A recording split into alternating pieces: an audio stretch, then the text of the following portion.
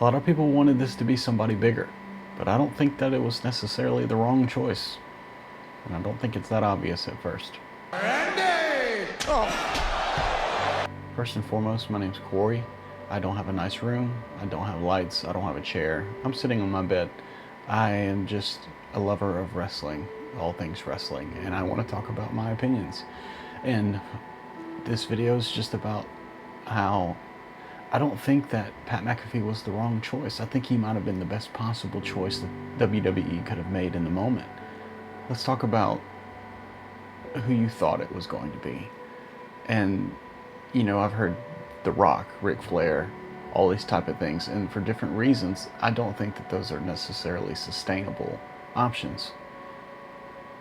Yeah, you get a cheap pop in the beginning. You get potentially with The Rock, you get a conclusion to a storyline they left hanging. But that's precisely why I don't think it would have ever been The Rock. I don't think he's going to tie up that loose end ever. You know, the only hope we have is that if he's got some desire deep down anywhere to have one final match with Roman Reigns. And that could be the case, but I don't think it's coming. I don't think it's worth his time to include himself in this Randy Orton Cody storyline. I just don't think he's in it for that at all. So The Rock was never really realistically on the table for me.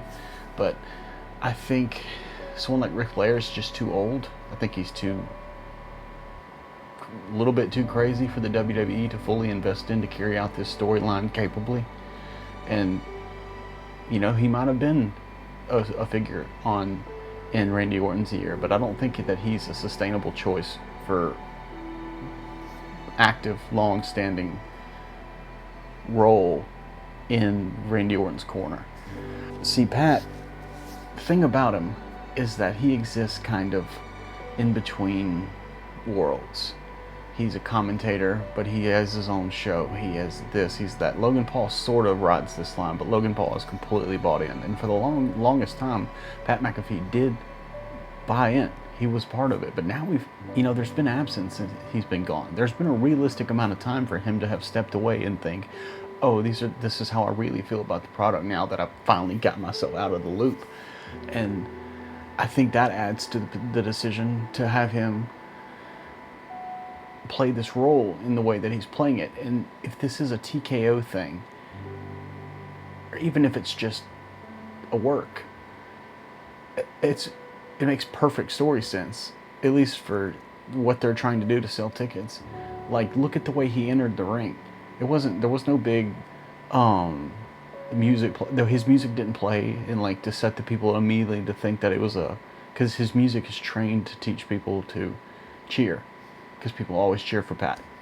But he came in the ring, he just slid in the ring like he owned the ring, and he kicked Cody in the balls, acting like a dick Pat McAfee would, just straight heel vibes. And yeah, he dressed the part a little bit, but that's neither here nor there. I think he executed his promo, or pipe bomb, if you want to call it that. I think he did it perfectly. I think he said a lot of things that some people were thinking, whether the WWE agrees with them or not, they see it, and they chose to take a storyline in that direction, at least for WrestleMania, and that's not, I'll take it. So, some argue that Cody and Randy were good by themselves, and I hear that. But if WWE really wanted to go to this direction and take Randy Orton down a path with somebody that is potentially not necessarily controlling him, but maybe manipulating him, and I think it's exciting. With Pat, I think this really opens up the idea or the possibility for future storytelling in this dynamic. It's a way to bring Pat back in that's fresh and new and makes him more of a character. It makes sense that he's a TKO guy. To be completely honest, he's probably as high up in cahoots with some of these guys.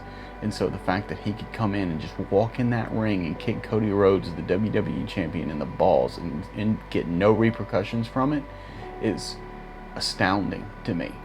And then for him to say what he said on the mic, in story of course, but in story, like if he were to say these things and get no repercussions from it, like Triple H doesn't have a grip over Pat McAfee anymore. Like he's literally coming down from a Rock type status. And yeah, it's not The Rock, but The Rock would have taken away from Randy Orton's thunder 100,000%.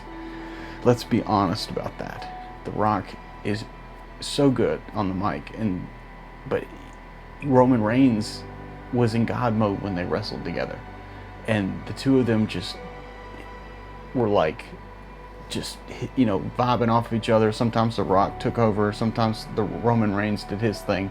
It was kind of about both of them. But this is about Randy Orton getting his 15th championship, more than likely. And so I think this extra element of this manipulation tactic by Pat is kind of cool.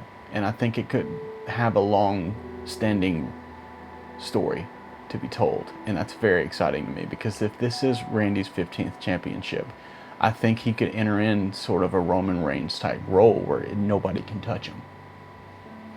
And if they do get to him, he puts them down. Except this time, he doesn't have the Roman Reigns. I mean, sorry, the Usos or Solo or any of those type of people. He doesn't have the people. He just executes. He's a legend killer. So I think it's exciting. So if you made it this far in the video, thanks for watching.